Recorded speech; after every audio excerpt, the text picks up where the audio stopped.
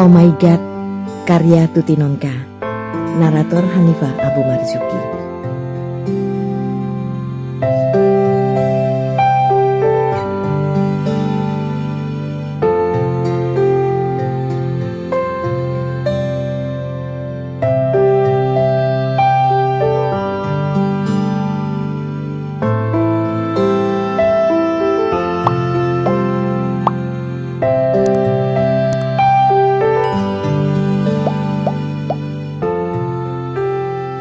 Sore itu kami bermaksud nonton Ice Wednesday yang diputar di bioskop New Ratih. Mungkin hanya karena mendengar nama Liz Taylor sajalah aku nonton film tersebut. Soalnya aku tidak begitu senang film-film drama. Lebih mengasihkan nonton film perang atau horor. Aku sendiri tidak mengerti mengapa menyukai film-film yang biasanya hanya disukai oleh pria-pria itu. Untungnya Tiar, pacarku, juga penggemar film-film perang, hingga kami tak perlu bertengkar dulu sebelum nonton. Begitulah, sore itu kami pergi ke bioskop New Ratih. Aku dan Wina, sobatku. Tiar ada acara sendiri, dan toh kalaupun tidak, aku pun sangsi apakah dia mau mengantarku. Dia memang bukan tipe pacar yang terlalu baik. Tapi entah kenapa, aku mencintainya juga. Kami nonton pertunjukan jam 5, biar pulangnya masih agak sorean. Mungkin kami datang masih terlalu sore, karena belum banyak orang yang akan nonton. Sayangnya aku lupa bawa jam, hingga tak tahu masih berapa menit kami mesti menunggu. Mau ditinggal pergi takut terlambat, mau tanya orang, wah kok cowok-cowok semua, angkuh-angkuh lagi. Jadi kami hanya bisa jalan-jalan di sekitar loket, lihat-lihat film yang akan diputar besok. Gak apa-apalah Lis, hitung-hitung cari pemandangan, ucap Dina sambil matanya sekilas menyabar seorang pemuda yang tengah berdiri di muka loket. Kok ini? Sungutku. Jangan so alim ya, ejek Wina. Shh. Sedangkan pemuda yang berdiri di depan loket tadi kini ada di sebelah kiri kami. Asik meneliti poster-poster film atau mungkin hanya pura-pura saja. Aku meliriknya sekejap. Lumayan.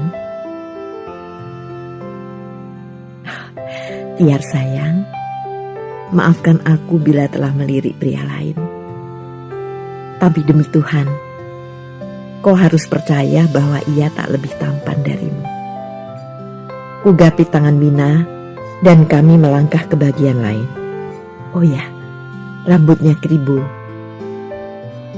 Sampai pintu terbuka dan kami masuk. Tidak sulit menemukan nomor kursi kami di balkon sebelah kiri. Sudah 5 menit kira-kira kami omong ketika si Kribo muncul dengan seorang temannya. Dia mencocokkan nomor kursinya. Dan, hei, kenapa kursinya harus ada di sebelahku? Kurasakan Wina memijat tanganku. Aku menggeleng samar sambil mengusap cincin Tiar yang ada di jari manisku. Bukan cincin kawin atau pertunangan, hanya pinjam saja. Setia amat kok, bisik Wina tersenyum. Aku hanya mengangkat alis, sementara si Kribo asik mengobrol dengan temannya. Samar-samar, aku dengar juga sebagian dari percakapan mereka. Gue jadi laki-laki memang sial. Habis, penakut sih sama yang namanya cewek, kata si Kribo. Dan mereka tertawa berderai. Aku sendiri terpaksa ikut tersenyum. Masa ada laki-laki takut sama wanita? Benar-benar suatu kelainan. Mungkin sudah 1/4 si Sofren.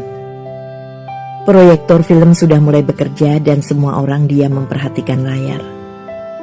Sampai suatu saat aku meletakkan tanganku di atas kursi.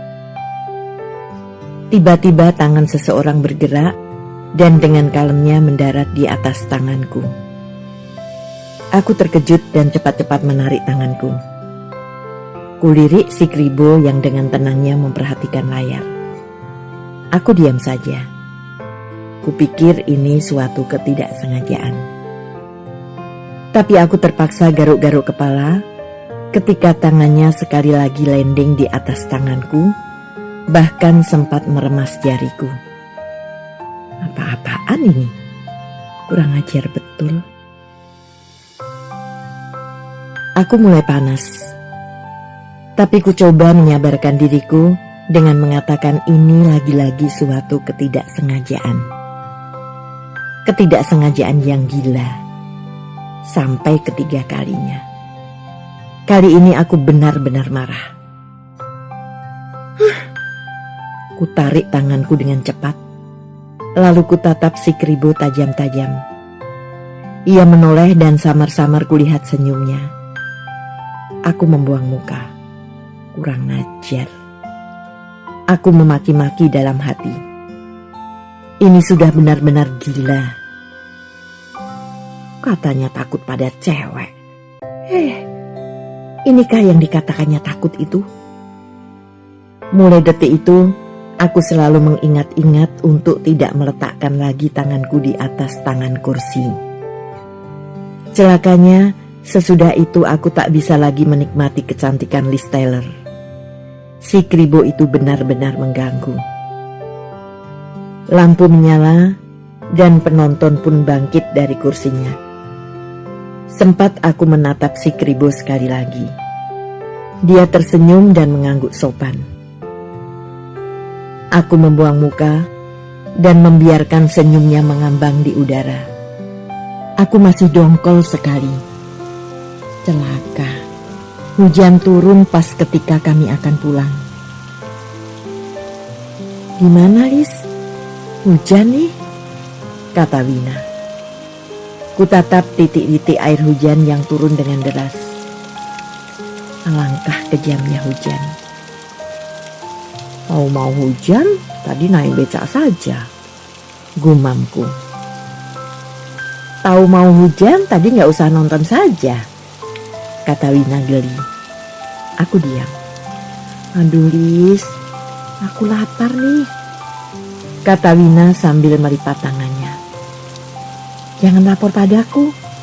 Apa kau kira aku bawa nasi? Wina tertawa. Kita duduk aja ya, ajaknya. It's best we can do. Wina menertawakan Inggrisku. Kami mengedarkan mata mencari kalau ada tempat kosong. Celaka. Semuanya sudah penuh dengan orang yang rupa-rupanya sama-sama takut air. Itu ada tempat kosong. Tapi, kok dia ada di sana? Itu ada tempat? Kata Wina sambil menarik tanganku. Tempat itu sebetulnya agak sempit. Tapi tidak ada kursi lain yang masih kosong. Si Kribo asik mengobrol dengan temannya. Pura-pura tak melihat kedatangan kami. Malahan dia mengingsut duduknya hingga tempat yang sudah sempit itu makin sempit lagi. Permisi, kataku. Maksudku menyuruh dia agak merapatkan duduknya. Dengan akting yang bagus sekali, si Kribo menoleh padaku dengan terkejut. Silakan, jawabnya. Tapi sama sekali tak mengingsut duduknya. Sialan. Orang ini benar-benar sialan. Untung seorang bapak yang tadi duduk di situ bangkit dan melangkah pergi. Wina lebih dulu duduk di sebelah kiri, hingga mau tak mau aku terpaksa duduk di samping si Kribo sialan itu. Suatu kali ku dengar si Kribo berkata pada temannya, perempuan memang aneh dan menggelikan. Kalau dia kita kejar, dia akan lari, menghindar, dan jual mahal. Tapi begitu kita pergi, kalang kabut dia mengejar kita. diikuti ketawa gelak-gelak. Beberapa saat aku terpana. Aku tahu benar ia menyindirku. Gila. Ku cari kata-kata untuk membalasnya. Win, kalau kau pergi ke suatu tempat, bioskop misalnya, dan ada seorang pemuda yang menggerayangi tanganmu, hati-hatilah. Mungkin dia berminat pada jam tanganmu atau cincin berlianmu. Wina tertawa tanpa tahu maksudku yang sebenarnya. Seorang wanita akan bertingkah kalau merasa dirinya cantik. Tapi seorang wanita akan lebih bertingkah lagi kalau ia tahu wajahnya meragukan. Manusia apa monyet? Ih, aku mencibir. Gondok sekali aku. Dengan ketenangannya yang membuatku jengkel setengah mati, si Kribo mengeluarkan rokoknya dan mulai mengadakan pembakaran macam terobong asap kereta api. Asapnya yang pekat menyerbu ke mukaku, membuatku terpaksa menahan nafas. Kita pulang aja yuk, ajakku sambil berdiri. Tapi masih hujan, jawab Dina sambil memandang keluar. Tak apa-apa, sudah gak deras. Kalau mau hujan-hujanan, mendingan dari tadi. Demi Tuhan, Lin, aku bisa mati kalau terus-terusan bau asap rokok. Oh, sorry.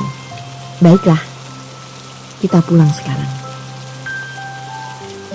Kami segera melangkah menuju tempat parkir kendaraan.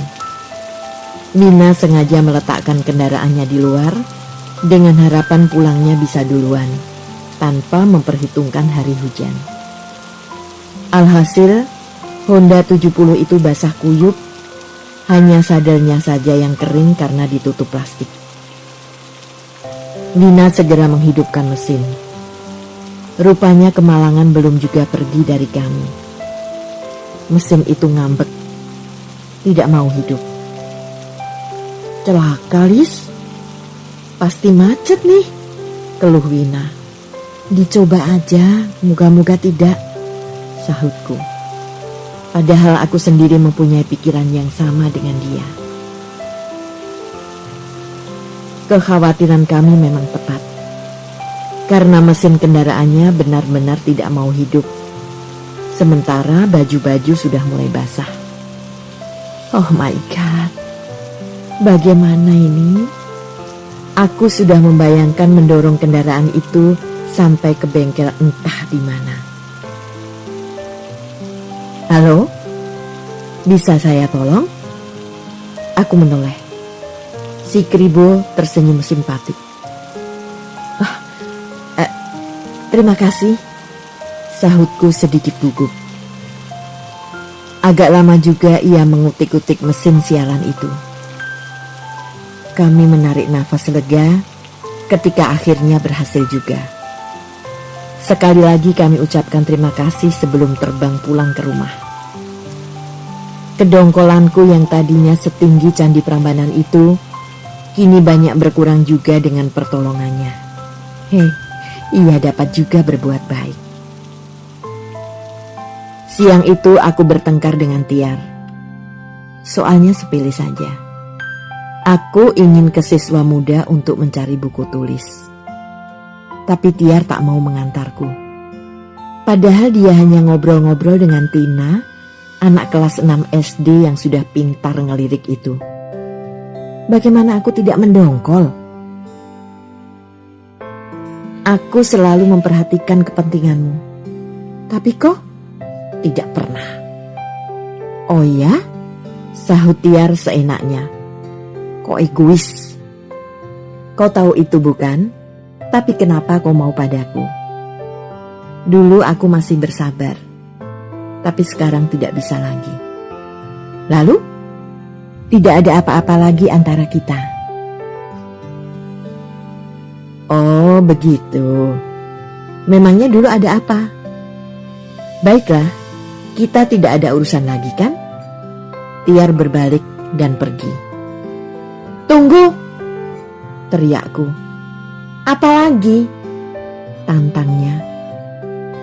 kau belum mengembalikan uangku yang 3.000. Aku toh tidak pernah berpikir untuk tidak mengembalikannya. Aku tahu kau tidak akan pernah bisa tidur sampai kiamat. Hanya saja, sekarang ini weselku belum datang. Apa kau setuju ku ganti dengan yang lain? Apa?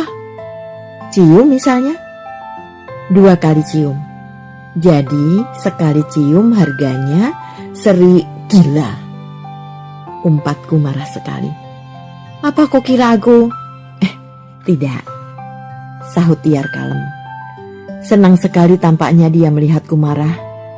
Dan aku pulang dengan kedongkolan bertumpuk-tumpuk. Alhasil sore itu aku pergi ke siswa muda sendirian. Persetan dengan Tiar. Toh duniaku tak akan kiamat hanya karena dia. Pengunjung tidak begitu banyak hingga aku dapat memilih notebook dengan bebas. Aku sedang mengamat-amati buku bergambar grup penyanyi-penyanyi barat ketika seseorang menepuk pundakku. Halo Nona Manis. Aku menoleh. Beberapa saat ku ingat-ingat siapakah pemuda yang berdiri di depanku ini. Rasanya aku pernah bertemu. Tak rasa-rasa lagi. Ash Wednesday. Lupa? Tanyanya. Tidak? Sahutku tersenyum. Tentu saja tidak, katanya tertawa. Kenapa sih kita selalu bertemu? Entahlah, mungkin. Aku cepat-cepat memotong kata-kataku. Untung ucapan mungkin memang jodoh itu belum sempat keluar dari bibirku. Aku tahu itu sungguh ucapan yang tolol sekali. Mungkin apa? Tanyanya. Tidak, jawabku malu. Aku senang ketemu kau lagi. Kau senang tidak? Gila. Tentu saja aku mengangguk. Entah terpaksa atau sungguhan. Pelayan datang dengan membawa buku yang kupesan. Ku terima buku itu dan menyimpan uang kembaliannya. Ayolah, aku mau pulang, kataku. Ku antarkan, sahutnya sambil mengikuti berjalan di sampingku. Tidak, terima kasih. Aku menolak dengan halus. Kenapa? Aku mau dolan ke rumahmu. Boleh kan? Tentu, sahutku. Pintar dia. Mana ada orang menolak tamu. Tapi awas, ada babi galak, sambungku. Dia tertawa. Aku duduk di belakangnya dengan agak menjauh. Si Kribo menjalankan motornya lambat-lambat. Aku agak khawatir juga karena mendung mulai mengembangkan sayapnya di atas kepala kami.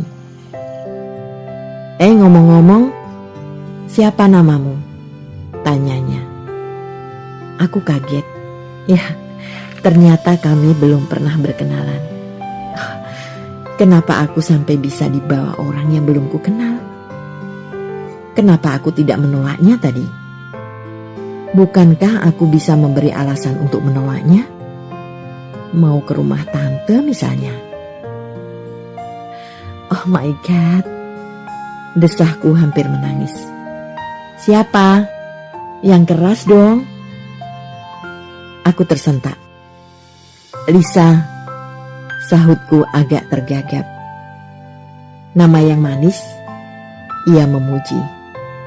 Aku menunggu ia menyebutkan namanya. Tapi ia malah berbicara tentang hal-hal lain dan aku memutuskan untuk menggelarinya The Crazy Kribo. Apa kau kira kau sebegitu topnya hingga semua orang sudah tahu namamu tanpa kau sebutkan?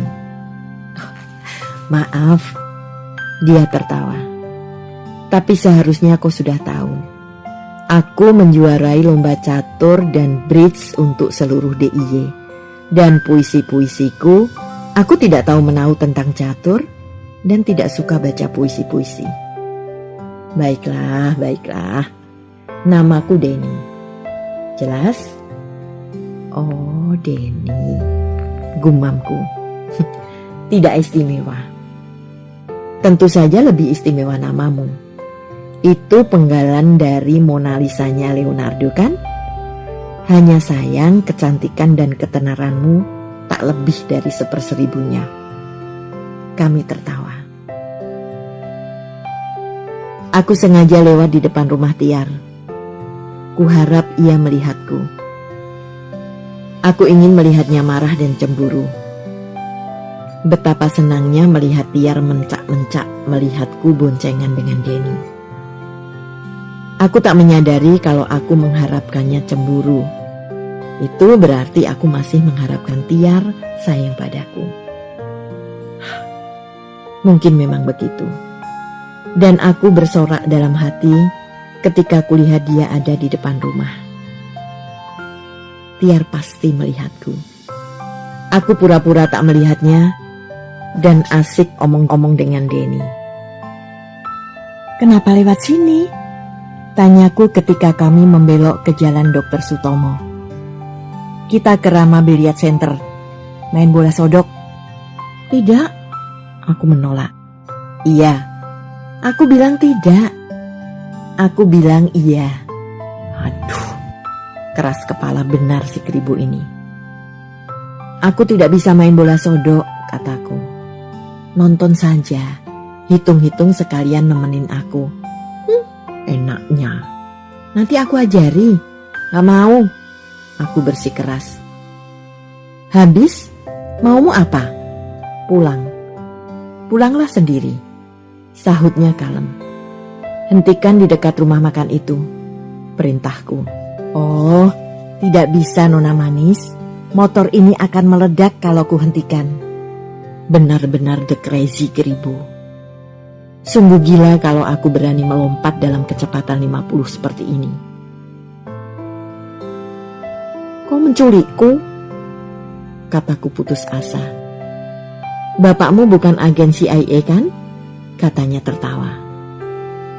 Sebetulnya aku bisa lari dan naik becak pulang begitu sampai di Rama Billiard Center. Tapi aku tidak mau bersikap setolol itu. Toh Denny bukan penjahat yang perlu dicurigai. Permainan ini mengasihkan juga. Dan Denny marah-marah waktu mendapatkan ternyata aku bisa juga menyodok bola. Segelas es krim setelah capek bermain lumayan juga untuk membasahi tenggorokan yang kering. Selama itu Denny seringkali meletakkan tangannya di atas bauku seperti aku ini kekasihnya saja. Dan anehnya, aku tidak pernah berusaha untuk menghindar. Mungkin kekecewaan pada Tiarlah penyebabnya. Aku tidak tahu. Ketika mengantarku pulang lewat jalan Sultan Agung, aku teringat pesanan ibu untuk membeli benang wul. Ku minta Denny berhenti sebentar di toko Muria. Aku masuk, sementara ia menunggu di luar. Pembeli cukup banyak hingga aku terpaksa menunggu. Suatu saat aku menoleh pada Denny. Dan, oh my god, Dita, anak Palembang yang kos di rumahku, tampak tengah bercakap-cakap dengan dia dengan mesra. Kapan mereka kenal? Kenapa Dita ada di sini? Begitu mendapatkan benang segera kuhampiri mereka. Dita tersenyum ketika melihatku. Denny, kenalkan ini Mbak Lisa. Ini temanku Mbak. Pacarku Mbak. Bisik Dita di telingaku. Aku memandangnya dengan tak mengerti. Setauku pacar Dita adalah Dania, anak kedokteran. Yang baru, bisik Dita lagi ketika melihatku kebingungan. Oh my god. Kupijat kepalaku yang tiba-tiba menjadi pening. Aku dan Denny berpandangan. Dan kami memutuskan untuk pura-pura belum kenal. Payah aku nanti menjawab pertanyaan Dita. Kapan kenalnya? Di mana? Bagaimana bisa kenal? Untuk berbohong sulit. Sedangkan untuk berterus terang, tidak mungkin. Untung rumahku tidak jauh lagi. Kupersilahkan mereka duluan. Waktu di Talengah, Denny memandangku seolah-olah minta maaf. Aku tersenyum dan sekali lagi mengisyaratkan agar duluan saja. Aku duduk melamun sendirian di teras belakang. Semua kejadian yang barusan ku alami terbayang kembali dengan jelas di dalam benakku. Ku kenang kembali semua kata-kataku pada Tiar. Alangkah. Lalu tingkah lakuku pada Denny. Gadis macam apa aku ini? Aku sungguh amat malu dan menyesal. Tingkahku bukanlah tingkah seorang gadis yang patut dipuji. Seharusnya tidak aku lakukan semua itu. Aku menoleh ketika merasa sepasang tangan mendarat di atas bahuku. Tiar tersenyum. Bagaimana? Asik main biliarnya? Tanyanya masih tersenyum. Aku tercengang. Dia tahu itu. Tidak usah heran. Aku memang mengirimkan mata-mata untuk mengawasimu. Aku tahu persis segala sesuatu yang kau lakukan sesore ini. Mau menangis aku rasanya. Kupandang dia dengan putus asa. Lalu, untuk apa kau datang kemari lagi? Tidak apa-apa. Hanya dolan saja. Ada film bagus, Lis. Nonton yuk. Kau masih mau pergi bersamaku? Tanyaku tak percaya. Kenapa tidak? Aku kan cuma sayang padamu. Tiar, maafkan aku. Bisikku dengan terharu. Tiar tertawa. Kau tahu tidak? Mata-mataku adalah si Denny itu sendiri. Aku memandangnya dengan tercengang. Alangkah anehnya. Sudahlah, cepatlah ganti sekarang. Tinggal setengah jam lagi. Aku tersenyum dan segera berlari masuk ke dalam.